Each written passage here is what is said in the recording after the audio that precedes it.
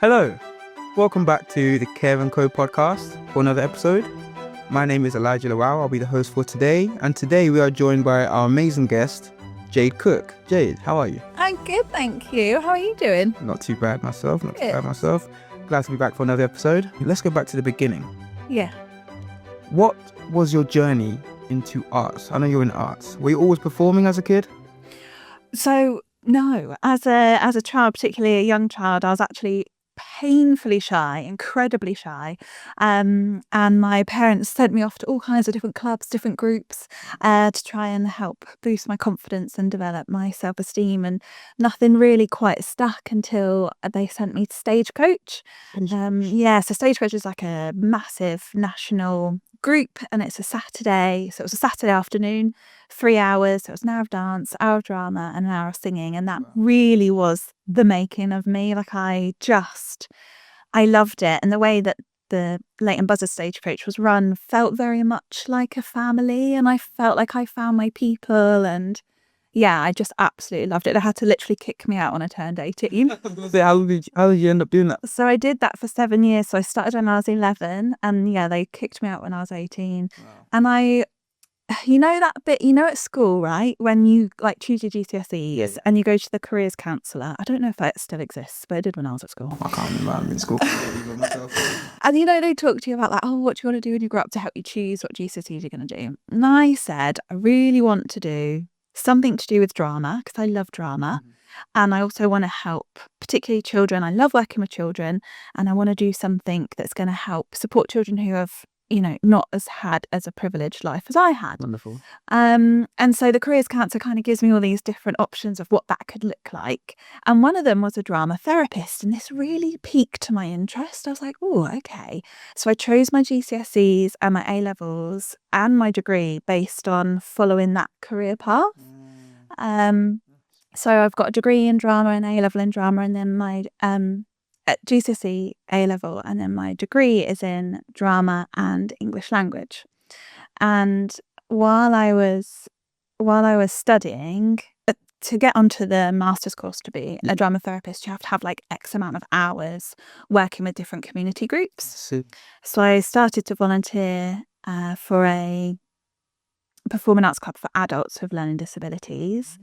And it was the first time that I had met people who are nonverbal, so communicated in different ways that you and I are. And I was watching them reap the same benefits of the performing arts that I had.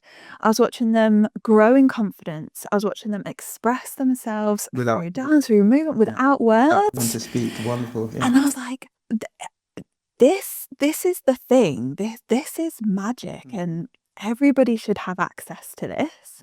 So I, by the end of my degree, I was co-running that group. I was choreographing all the dances for their shows, and I just fell in love with it. So I was like, one day, and I graduated thinking one day I want to set up a Stagecoach for people with disabilities. Wow.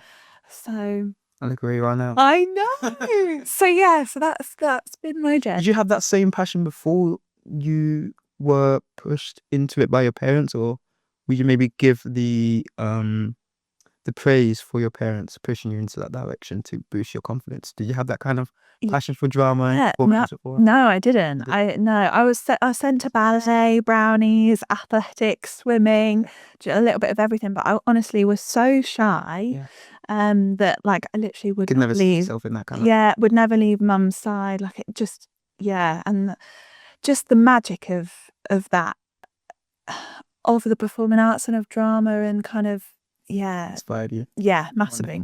Wonderful. So let's talk about Spectrum Community Arts then. You are the founder. Yeah. Founded in 2017? Yeah. So what sparked, well, if you just explain it yourself, but what sparked that idea to create Spectrum Community Arts for children and adults? So obviously, as I just said, coming out of uni, I knew that was kind of my long-term dream, was to set something up. And so after graduating, obviously moved back home, and I started volunteering for lots of different groups, different community organisations. At the time, a lot of this kind of stuff was only really happening in London. So I was traveling in and out of London to volunteer for some amazing, incredible groups. And I was also training to be a workshop facilitator. So I did a lot of predominantly with neurotypical or mainstream schools. But yeah, so I've done a few tours around the country doing workshops. I've also toured Italy teaching English through drama. So I did a lot of kind of those first few years after graduating, a lot of kind of gaining experience. And I was also voluntarily running a MenCap youth group. MenCap. MenCap is a massive charity for people with disability. See.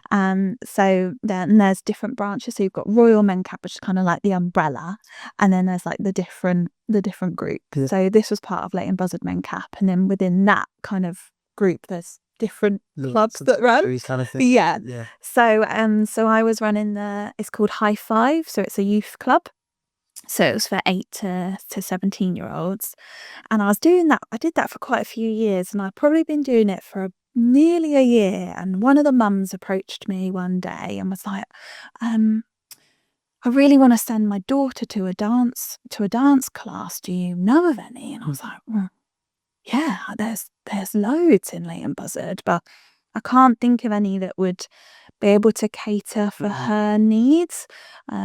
She's autistic, and at the time had, quite challenging different barriers and things to access. So I was like, I can't think of any that would be able to cater for her needs. And literally Alison, the mum, just looked me dead in the eyes and was like, well, isn't this what you do? Can't you just set one up?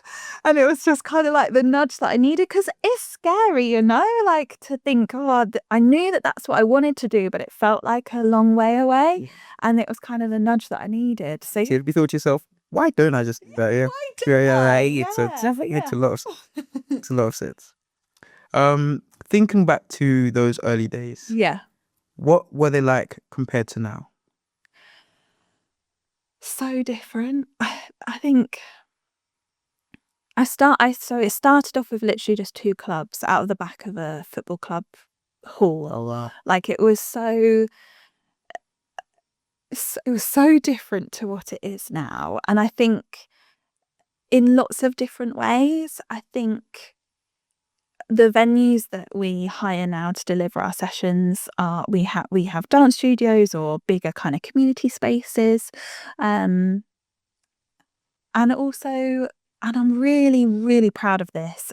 The level of support needs of our performers in the sessions are a lot higher now, and I think I'm so proud of that, because there's a lot of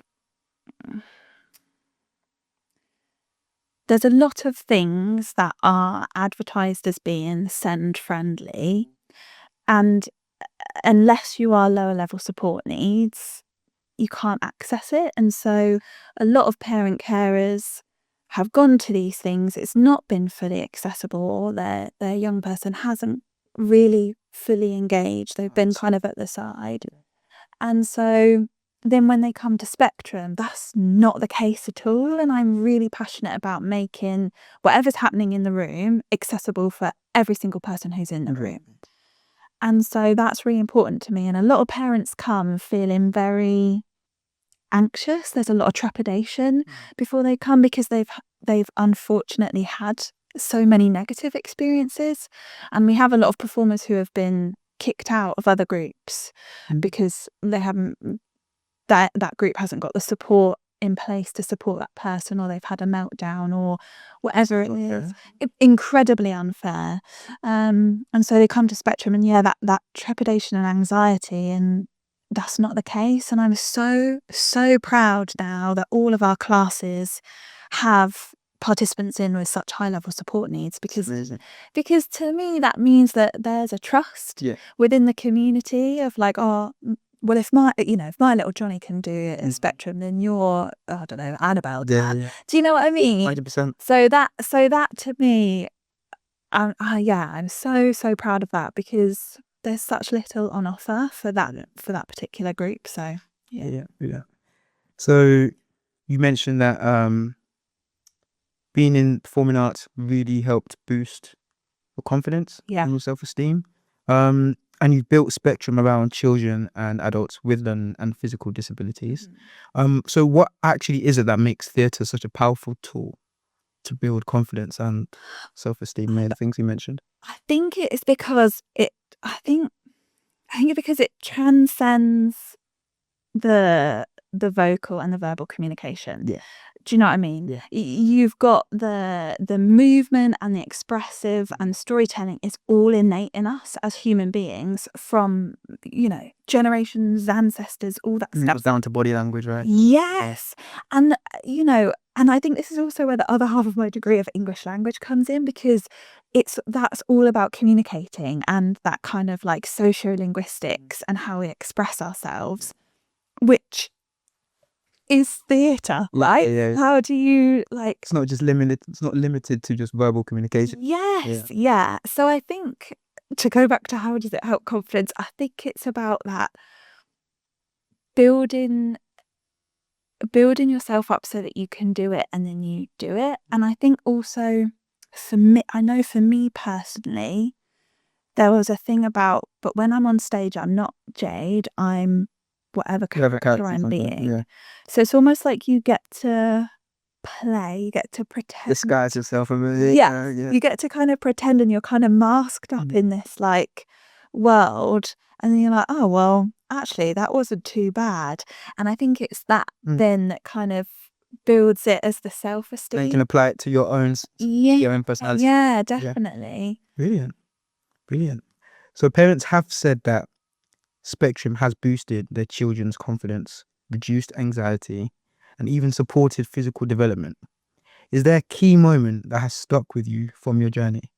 Is there one thing that might have been like, wow, this is I'm so happy I'm in this field right now? I mean, I've had so many of those moments, and I think in terms of the specifically building confidence and reducing anxiety, I think one of my favourite journeys that I've been privileged to play a part in was a younger performer had joined us, and he was incredibly anxious. So he is autistic, but his anxiety was, he really, really was overwhelming, the amount of anxiety that he had. And Mum was also really anxious about him joining. And I just said, look, there's no pressure for him to join in. If he doesn't join in, that's okay. Like, come along. I understand that it takes a little while for everybody to warm up. It's a new space, new faces, like new things. So he came, and at first, so also important note to this story, his comfort, he loves Hoovers, and particularly Henry Hoovers. Okay. So I know. Okay. So his comfort was like a toy Henry Hoover. So Henry sat with him, and he did not let go of Henry. And when I first met this particular performer, he wouldn't look at me, he wouldn't talk to me. He was like, do you know what I mean? Like hugging Henry, wrapped up with Mum. And it took a little while, and after a few weeks, eventually he was kind of like a little bit more away from Mum. And after a term, he kind of started then to kind of like acknowledge that I was in the room, or other people were in the room. Eventually, Henry started doing a little bit of the dancing. Okay. Do you know what I mean? Just the Hoover was doing a little bit, and then eventually we were doing a bit more, and then he was joining in with Henry. And then and we're talking a long time, we're talking months and months and months. Eventually, Henry sits on the side and watches as he dances. Then, big moment when they came in and Henry was left in the car was incredible. And then after about a year from him kind of joining in with Henry being in the car, Mum rang me and was in absolute tears, because she said that she was like, he doesn't want to come back. And I was like, why not? And so the pair of us were like really sad, because Mum was so, pleased and happy with how much he had grown. And he'd actually said to Mum that I've got friends at school and they're all playing football and I'd like to do football. And it just so happened it was at the same time. And we both kind of cried about it. But then we both said, But actually, this is absolutely amazing because he's got friends that he didn't have a couple of years ago. Yeah. And he's got the confidence and self-esteem to be able to say, actually, I want to do this. Yes. Yeah. And that is so powerful. Yeah, that's You know, to go from that person that wouldn't let go of that Henry Hoover toy, wouldn't leave mum's lap, to then go, actually, I'm confident enough to say this is what I want to do. Yeah. So yeah, so that for me is probably one of my fave. There's lots of stories similar to that, but that particular journey. That's amazing. That's Yeah. a real Yeah. testimony Thank to you. what you do, honestly. Thank you. So I imagine the work you do also gives parents and carers a bit of breathing space too, Yeah. outside of the sessions. They're the ones looking after the performers full time. So how important is that respite side of things for families? Do you hear feedback from them about the difference Spectrum makes in their lives? Yeah. It's so important. You know, I know you guys know within your world how important that is to have that respite. Respite for sure. And you know, it's interesting actually because so in our clubs that we run during term times, we've got 9 different clubs that we run during term time in the evenings, and our littlest one is for 4 to 8-year-olds, and that's only 45 minutes, and the others are an hour. And we at Spectrum don't provide any personal care or medical care. So if anybody needs support with toileting, or they need to have medication or emergency meds on site, then a parent carer must remain on site. But it's really, we have a broad spectrum of how the parents engage. Thank you. So some of the parents will actually be in the room, be in the session, engaging with the performer. That's nice. And that it is really nice. And they say, you know, it's so lovely that we can actually have fun and spend time together having fun, where as the parent or the carer, they've not had to come up with the activity. They're not having to come up with the thing to keep them entertained.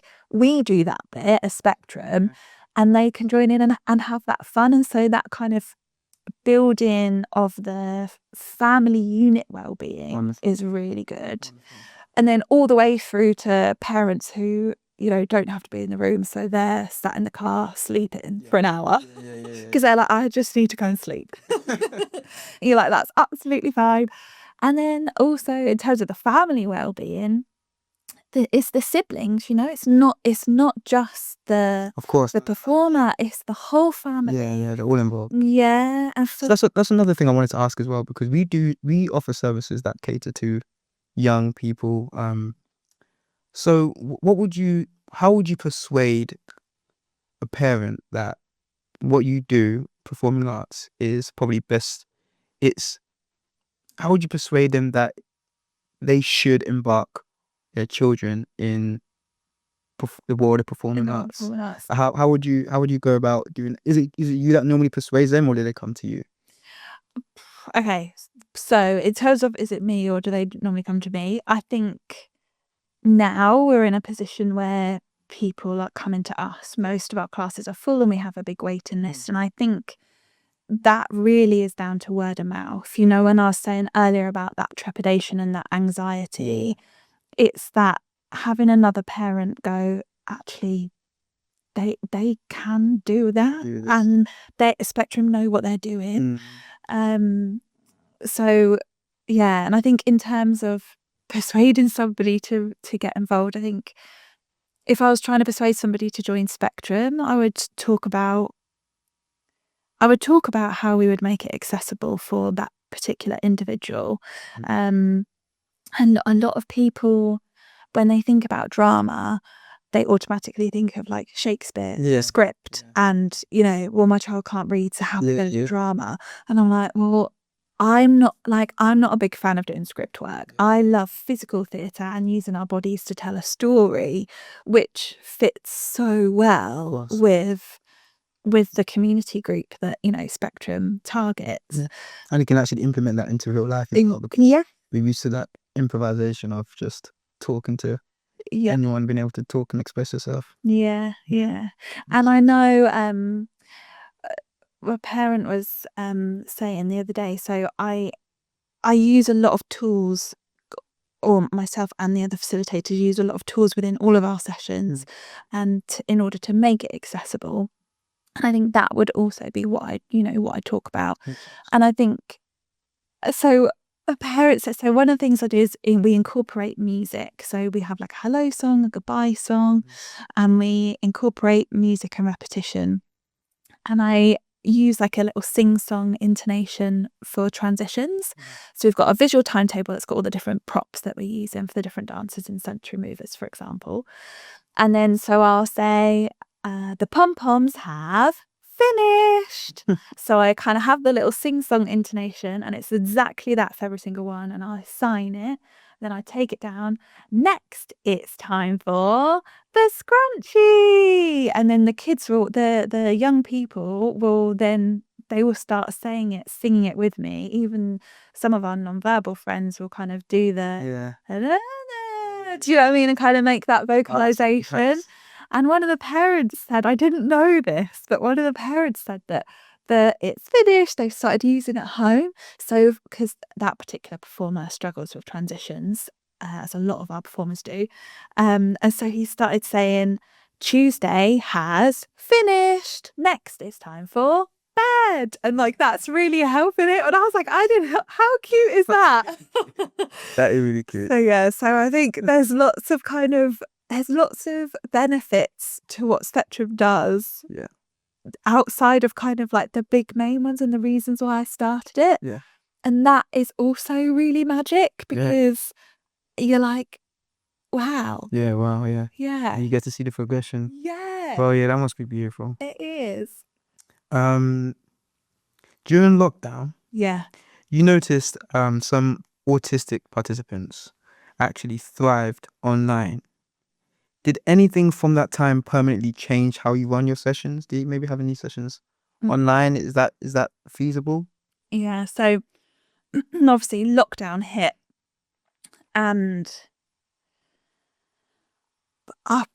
it was a really tough time, and obviously explaining to our community and our Spectrum family and participants what that meant. You know, I had an adult, we've got an adult performer who's autistic, and he was on the phone to me going, well, I don't understand why you can't just ring the mayor, Jane, and get him to open the school. Why can't we dance? So it was very quickly, I kind of was very aware that this thing called COVID was coming, and this is going to impact my guys the most. They're, most vulnerable. What does this mean? What do classes need to look like? So I was kind of thinking about it before lockdown was upon us. And then I was like, right, okay, well, what can I do? What can we do to provide something that's going to fill that gap? Yeah. So we switched to, so many other groups did, we switched to Zoom sessions. And I was so skeptical at first. I was like, how is this going to work? Hard to get that kind of connection. Yes. Through a camera, through a screen, isn't it? And it was fascinating, because don't get me wrong, for some of the performers, it did not work. Why is Jade on the telly? Like, no, we do dance at this room on this day. No. Like, absolutely, for some of them it did not work. For some of them it was incredible. Some dancers, there was one particular dancer I'm thinking of right now, pre-COVID, he was at that point of anxiety, not really talking to me, curled up on mum's lap. On Zoom, suddenly he's there waving at me, hello Jade. Oh, wow. Doing all the dances. I was like, oh, okay.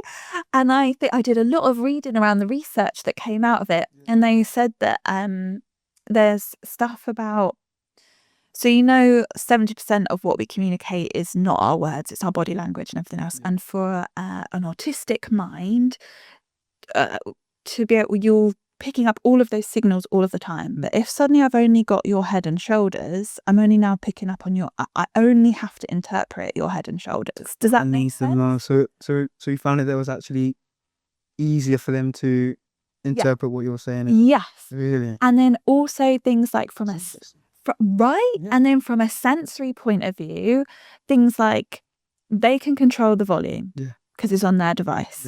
They can control how bright the screen is because it's on their device. Of course. There's only the smells that are in their house, which is their comfort. You haven't got the smells of being in a different room, of different people. They can choose the environment that suits them while still engaging with. That's really interesting. So exactly that. So we still do actually. I still do. So alongside our regular weekly clubs that we offer, we also do bespoke workshops for different groups and community groups and schools. And on Mondays, I deliver two dance sessions on Zoom for Down syndrome support groups. Oh, wow. Yeah, and it's so lovely. And actually, in July, so this was with the Bedfordshire Down syndrome support group. So I used to teach in person with them, and then obviously COVID hit. We moved to Zoom, and actually everyone was like, "Well, actually, this is kind of working for us, so we'll stay." And I was like, "That's absolutely fine." And then so I haven't actually seen most of those dancers in real life since pre-COVID. Wow. And in July, there was an inclusive performing arts festival. Just gone. Yeah. There was an inclusive performing arts festival in Bedford. Yeah. And the group were invited to perform. So I got to see them all in real life. We were like, oh my goodness, hello. So it was really cute. And I think also it's also worth mentioning that a really magical moment in terms of being on Zoom and making it accessible for more people. There was a young girl who was hospitalised during COVID, and Dad took her iPad in so she could still be involved in the sessions from her hospital bed. Wow. Which obviously, if we weren't online, she wouldn't have attended the in-person classes. Very. And I think there's a lot to be said there, particularly for those with profound and multiple learning disabilities and really complex medical needs, to get out of the house to a setting for an hour session. It's a lot of work. It's a lot of effort to get all of that equipment and all of the meds and oxygen and everything that's needed to a space that might not even be fully accessible in some cases. And so to offer something that's online that is still accessible and still going to be engaging for them, just as beneficial. Really beautiful. That's really, really nice. Thank you. You were shortlisted for BBC Make a Difference Award. Yes, I've got very exciting news. Yeah, it was the awards night last night. Wow. And I won. You won? Yes, how exciting! Yay! Well, that's amazing. Thank you. It's amazing. Thank How you. does that feel?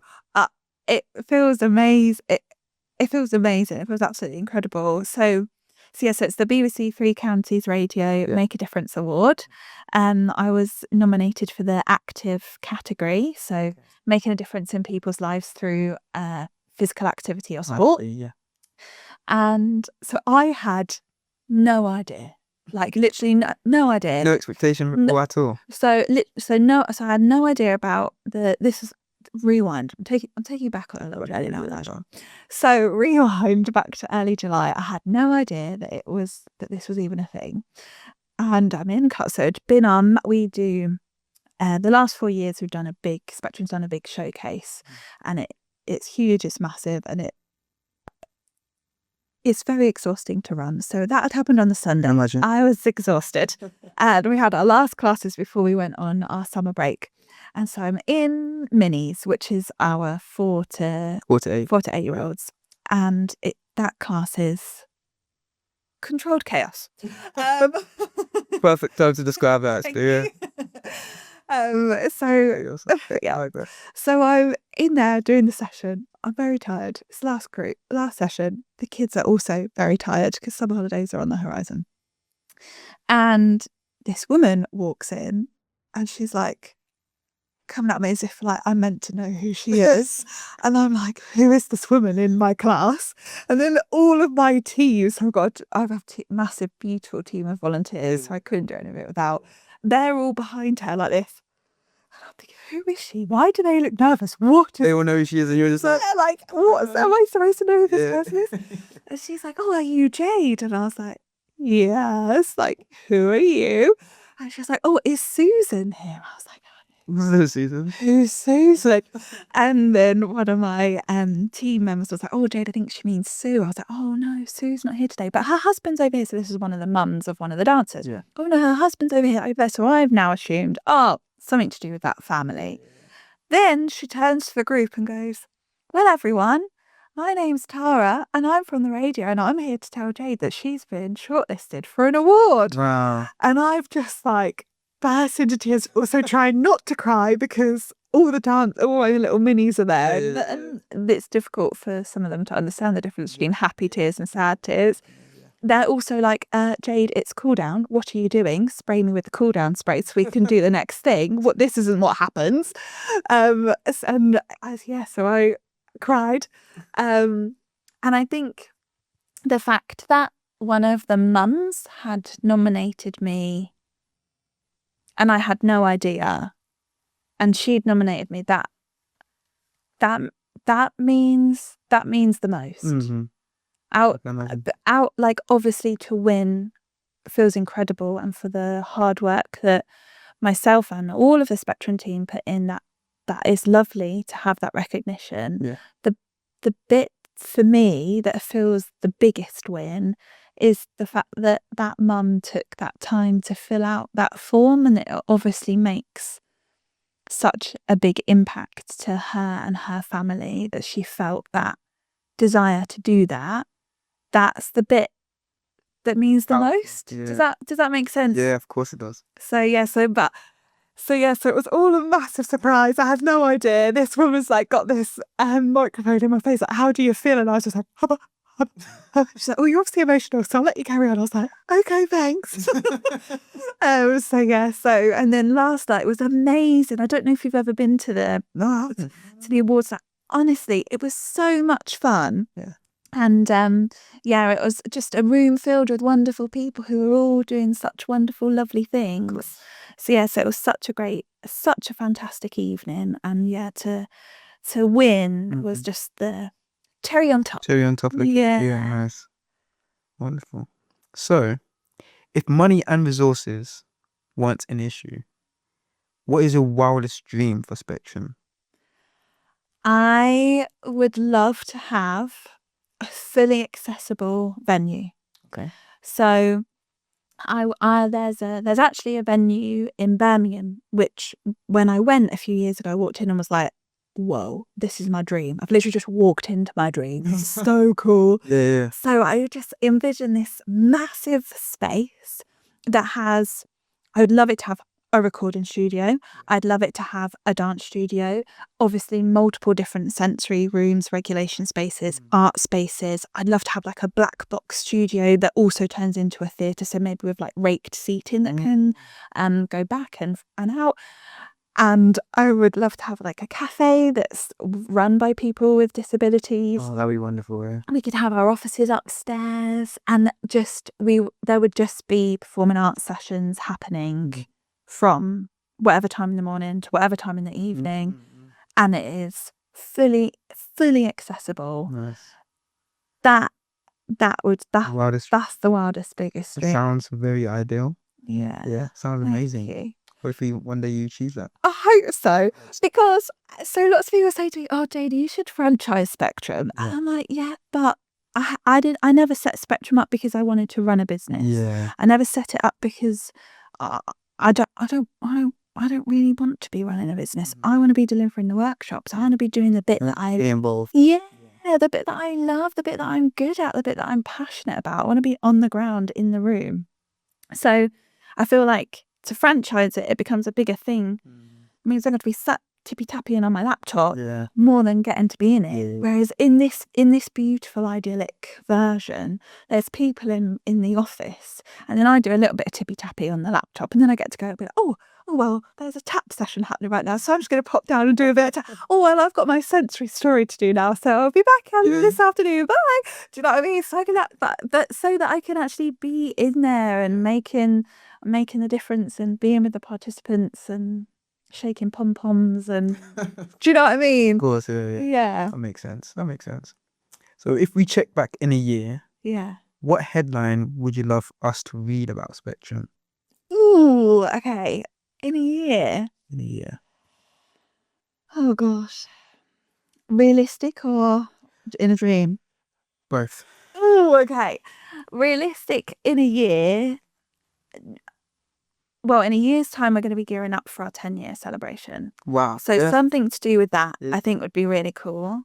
We're also hoping to gain, in the next year to 18 months, gain charitable status. Wonderful. So that would be a pretty awesome headline in a year. Might be pushing it for a year, but you know. And then dream would be that, I mean, obviously big dream, we've opened our venue. Yeah. Yeah, amazing. But I think to be in a place where maybe we've got some sponsors or some grants that will be able to give us some financial security for a long term, because that's a constant battle in the not-for-profit and charitable sector, I'm sure, as everybody knows. But yeah, so to gain that would be incredible, because it means that we would have that security of sustainability to be able to do more. Yeah. Yeah. 1000%. Wow. If anyone listening wants to get involved, how can they support you? Oh my gosh, there's so many ways. So it depends how they want to get involved, right? So if anyone who's listening wants to check us out, wants to find out more about us, they can head to our website. So that's on www.spectrumca.co.uk. We're also on Instagram and Facebook, so it's Spectrum Community Arts. And I think there's lots of different people that help make Spectrum a reality in lots of different ways. So making donations would be incredible. There's a way to do that on online. Let them know. Yeah, so yeah, on the website and stuff. Also sponsors, if anyone listening would like to be a sponsor, I'd love to have a conversation with you. And also volunteers. We are always looking for volunteers. As I said earlier, we literally couldn't do it without them. We try to have at least 4 volunteers in every class, and obviously 9 classes a week. That suddenly adds up to needing a lot of people. And you don't have to have any experience working with people with disabilities. You don't have to have any performing arts background. Like, I'm not looking at you. I'm not looking if you can dance or sing in the group. Like, it's literally not about that. And we provide training for all of our volunteers. So even if you've got an hour a week to spare, I'd love to hear from you. So literally, Leighton Buzzard, Bletchley, Milton Keynes is when we have where we have our classes. But then also there's lots of volunteering opportunities outside of that. So things like people coming and taking pictures or videos, or doing music editing, lighting for our showcase. People made costumes for our showcase, and making our different sensory props for our stories. We have a volunteer bookkeeper. We're building at the minute. It's going to be called Friends of Spectrum, and it's going to be yeah, it's cute, right? It's going to be a bit like a PTA vibe. So hopefully get some people that will support us with our fundraising and our different activities and events that we run. Yeah. So some nice Friends of Spectrum. yeah, thank you. It sounds quite cute, doesn't it? Yeah, thanks.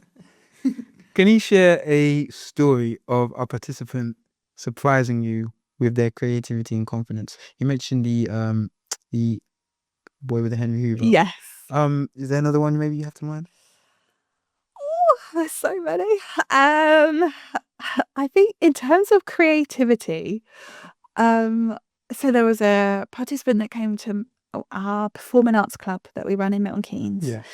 And again, really, really shy, but a really, really high anxiety. Very much joined in the little bits he wanted to do, and then would go and kind of like take himself off to the corner. Yeah. No, I'm not doing this. And then when he was like, yep, okay, come back, no. And we were obviously performing arts club, we do a little bit of dance, a little bit of music, and a little bit of drama. And he really loved the drama. So he would mostly sit out whenever we did any singing and dance, and then when we did drama, he'd come involved. And we were working on creating a piece for the whole group to do like a little drama scene that we were going to be sharing. And so we'd been working on a few weeks on kind of like, what does that story look like? What is our story? What are we going to share? Who are the characters? Well, so we're working on this for a few weeks, and then the next week he comes in. He's like, Jade, I've written us a script. A whole script. Oh, and a whole script he had written, and it was printed out, stapled, and he'd written like who was going to say what. He'd put all the directions in. I was like, this is so cool. Wow. I love this. And he'd just gone, I hadn't asked him to do that. He'd just done that, got off of his own back. So we then worked as a group to kind of make it a reality. And so that, in terms of surprising me with their creativity, I think that's probably good work as well. Yeah, definitely. So yes, that was lovely. Wonderful. What's one myth or understanding that people often have about working with children and adults with additional needs? I think myth or understanding. I think it's about, for me, and what Spectrum's all about, I would say it's the piece about they can't do it. Oh, well, they're a wheelchair user, they can't dance. They can. They can. Yeah. It might not look the same way as that person, but they can dance. And I think also for me that if somebody's non-verbal, that doesn't mean that they don't understand what's going on. Of course. And they're not capable of knowing what is going on and being able to read the room. I mean, I'm thinking of one participant in particular right now, who he is so aware of what he's doing, and he's so cheeky, and he knows exactly what buttons to press and what to do, and you can see on his face like a whole little cheeky smile, like you know exactly what you've just done. The chaos that's now happening was because he did this little thing here, that little thing made a little noise, and now he's like triggered everyone. He's like so do you know what I mean? Like, and I think that's really, and particularly I do a lot of work now in terms of sensory stories with those with profound and multiple learning disabilities. So a lot of those people are non-verbal, a lot of those people are wheelchair users, have incredibly limited mobility. And, it might be, we've got a dancer that dances with me, and she can communicate yes and no by looking to the left and opening her mouth. And again, there's so much going. There's so much. She has her own personality. She has her own favourite things. There's so much going on. She knows what's going on, and yet I think the myth and the misunderstanding is that she doesn't. She's not capable, and we need to baby her, and she doesn't know what's going on. But yes, she does know what's going on. Do you, like? I feel like they'll be more in tune with what's going on around them because of their limited ability to maybe communicate the way we communicate. They might have a better understanding. Do you think that's accurate? I mean, it's a really interesting conversation. I think that there's a lady called Joanna Grace she's autistic herself, and she runs the sensory projects. And she's done a lot of research. She's just finished a PhD in and around those with PMLD. And I went to one of her trainings a few years ago, and she said something that kind of altered my thinking completely. And she said that actually profound and multiple learning disabilities is too broad, and that actually there should be profound and multiple learning disabilities and then profound and multiple barriers to learning. And so actually cognitively they could be operating in the same way as a neurotypical person, but they have such severe, profound and multiple barriers to accessing the world that we're in. But there's also the side where actually perhaps they have all of those physical barriers, and they also have the cognitive learning disabilities as well. And I think and I think that is a really interesting conversation. And I had somebody ask me the other day, actually, Jade, how do you actually know that they're enjoying it? And I was like, that is a really good question. And I think a lot of it is intuitive and kind of being able to pick up on energies and body language, and also getting to know that person, that, you know, when they look that way, or perhaps when their hand relaxes a little bit, that means they're trusting me, they're feeling comfortable, and they want that experience to continue or happen again. Particularly when we're doing the sensory stories. I think what's more telling and more obvious is when somebody is not enjoying something. Okay. Yeah. You can there's just this, you can just pick up on that energy. There might be that suddenly they're a bit more tense, or, you know, they close their eyes, and I think that's the piece that's more more able to pick up. Yeah. That makes sense. But also I think what you just said about being more present in the moment, I think there's a lot to learn. There's so much for us to learn about that, 100%. because for those people, you know, Joanna describes them as sensory beings. They are predominantly, that community group are, from what we understand, are living here and now in this moment, and all of the sensory stuff that's happening is happening now, and that's what's being understood. The kind of everything else that we're thinking about the future, and, oh gosh, I shouldn't have said that, and my hair didn't look great, and what's going to happen tomorrow, and have I done this, and all of this other stuff. What's happening right now, and are we in this moment, and are we being and enjoying, or not enjoying, but do you know what I mean? Like, actually being present, fully present in the moment. Yeah. I think there's a lot to learn from that as well. For sure, yeah.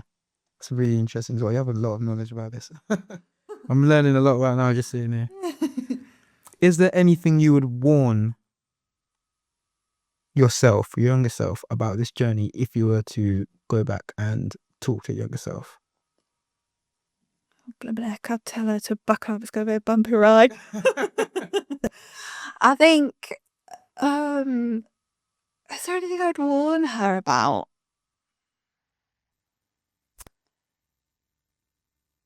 I don't think so. I think I'd probably tell younger Jade to, you know, believe in yourself more, and trust that, you know, you've got it. Yeah. I think the journey, don't get me wrong, it's been wonderful, and it's been amazing, but it's also been tough. Yeah, and it's hard. It's hard to run a business, and it's hard to keep going, and we've had a global pandemic, and Of course. do you know what I mean? Like, there's a lot that I just naively, I had no idea. I've got you know, no training in running a business, no, and I think, I've done it anyway. And I think also I'd probably tell her a bit of advice is reaching out for help and support earlier. Don't wait until it's at critical point. Good idea. Do you know what I mean? Yeah. Good idea. Yeah. So, Well, I feel like that was a counselling question. Yeah, I feel like I need to take that to my therapist. a little bit. So let's ask yourself, but yeah. Little counselling question, a little therapy question. Thanks. You're gonna send your invoice in the post, yeah. All right. So now we just have some quick fire random questions. Oh gosh. Okay. Brace yourself. So, what's one show or movie you could happily never watch again? I could never watch again. Are you a movie buff, TV show buff, or? I assume because you like performing arts. Yeah, musicals. So you said Musicals, show, and I instantly thought of musicals. Okay. Yeah. Well. One that I'd never see again. Yeah. Oh, crumbs. Oh no, but I like it. I'd like most things. Oh no. One that I'd never see again. Oh no. I don't know if I can answer that. You watched the movie and you're like, never watch it again. Oh, like a movie? Oh no. Yeah. I don't like any horror. I don't like horror. Okay. I don't really like all like shooting and killing each other ones. Yeah. So all of those. Like this. Also controversial. Controversial. Fell asleep during Star Wars. Wow. Yeah. I'm saying wow. I haven't seen Star Wars either. Well, there you go. but I know people out there will be saying, Wow. "How dare you?" Yeah. Sorry, Star Wars fans. So, a movie or theatre show you would watch every year forever. I know my one straight away. Stop it. What's your one? Well, it's just kind of a musical, Sound of Music. Really? Yeah. Are you a Sound of Music fan? Yeah. Oh my gosh. I'm all fan, man. So cute. All fan, I yeah. love Land that. of What's your Fun. favourite song from Sound of Music? A fever. Ray, I never got a song. I absolutely love Sound of Music. Love that. It's like a tradition to watch it almost every Christmas. Every Christmas. My family, yeah. So I sing with a musical theatre choir, and we have a Sound of Music medley. Yeah. Yes, how exciting! Love that. Oh my gosh, I love musicals. I'd watch a musical every single day of my life if I could. Movie or theatre show you would watch every year. Every year. Yeah. Wicked. Wicked. Don't look like that. That's interesting. Have you seen the show? I've seen the recent movie. You've seen the recent movie? Yeah. Yeah, but have you seen the show? No. Well, there you go. Okay, so I can't judge it. I've seen the show 8 times. 8 times. 8 times. I love it. Like, I'm ready. I'm in the audience. If something goes wrong, I'm like, I'm here. Put me on. Put me in a costume already. Oh, fair. I love it. So I'm very excited for part 2 to come out. Wow. Yeah. Oh, also, sorry, go on, what were you going to say? No, go on. I was going to say, I also love Hades Town. Have you seen Hades Town? Never seen it. Never heard of it. Must go and watch it. So Hercules inspired. No, it's not. But I have got tickets to go see Hercules musical January. I'm excited. Yeah. It's about a Greek mythology. Yeah. Very good. And I've also just watched The Curious Case of Benjamin Button. Again, stunning piece of theatre. So good. I'd watch that again every day because it was so good. I feel like I've heard of it, but I've never. It's a film. It was That's a film film. first. Okay. It was a musical now, but it was a film first with Brad Pitt, I think, was in it. And it's about the guy that was born old and then he ages backwards. Interesting. Very interesting. Very good. Might give that a watch actually. It's quite a good I've concept. seen the film, but I've seen the musical, and the musical's going to say it. Nice. So, who is supposed to be Quickfire? Sorry. Going some tangent every time. It's my fault. Who would you choose to play in a musical about Spectrum? Wait, what? Who would you choose? So if there was a musical about Spectrum, Yeah. who would you pick to play as maybe you or the main character? Oh, I don't know. Tricky one. Also, I'm not very good with names of people. Okay. Like celebrities kind of go with me. You can say. Can I say Britney Spears because she's my favourite? Say Britney Spears. I say Britney Spears. Britney Spears. Britney Spears. Okay. Fair enough. Fair enough. One trend within performing arts that you wish would disappear forever. Oh,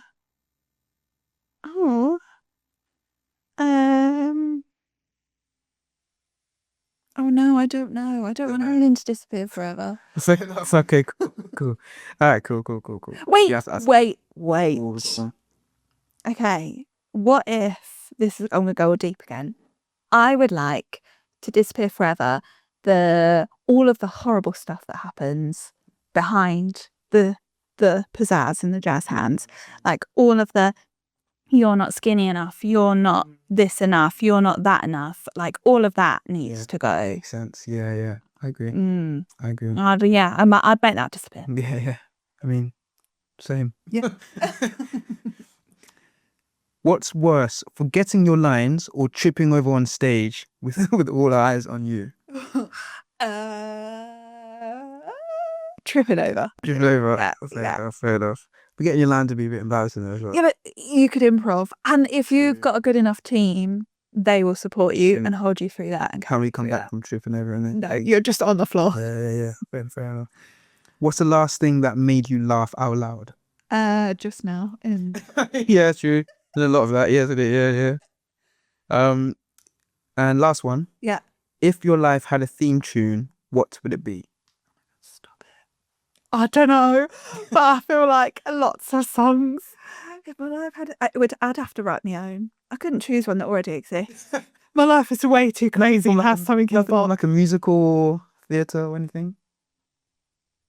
No, but it'd have to be a medley though, because sometimes it's like a little bit of Legally Blonde of like, oh my god, you guys, and then other times it's like, no, Yeah. do you know what I mean? Like a bit of lame is one day more, like Cruel into Summer Holidays. So I feel like it would need to be a bespoke, specifically written. Yeah. It's not a juke. My life can't be a jukebox. Yeah. It's got to be written by someone. Customized perfectly for you. Yeah. Yes. Okay. We do have a game. Oh my gosh. Today. Okay. Fun. Want to bring the cards over? So, not sure if you've heard of this game or know how to play it, but it's a emoji guessing game. Oh my goodness. Okay. Yeah. Have you played it I've before? played some of Played the it before? Yeah. Cool, Yeah. cool. Normally So- at Christmas time. Yeah. So the way this. That's the answer on the back. no. You've just shown me the last. Oh no! I didn't say. So basically, the way this game works, you'll be given 4 emojis, Okay. and you have to decipher what the musical is. It's a musical. It's a musical. Crumbs. Okay. Based on the emojis. Right. There's 10 of them. Okay. Yeah. Yeah. So Do I get a prize? the prize is a round of applause. Okay. I think you'll be given a 60-second timer. Oh, crumbs. So you have to get through all the 10 in 60 seconds, so about 6 seconds per card. Okay, I've got this. You ready? Yeah. And the timer's ready? Yeah. 3, 2, 1, go. Lion King. Yes. Alphaba. Oh, Wicked. Yeah. Yeah. Sorry, Alphaba's the main character. I saw the broomstick. I thought Alphaba. Sorry. Les Mis. Wow. You didn't even look at the emojis. What's going on? Frozen 2 people. Frozen. Yeah. Beauty and the Beast. Guy. Okay, yeah, you're definitely. This is good. You love your musicals. Oh, Sun Music. Yeah, I got that one straight as well. Oh, yeah. Cool. Oh. Think about it.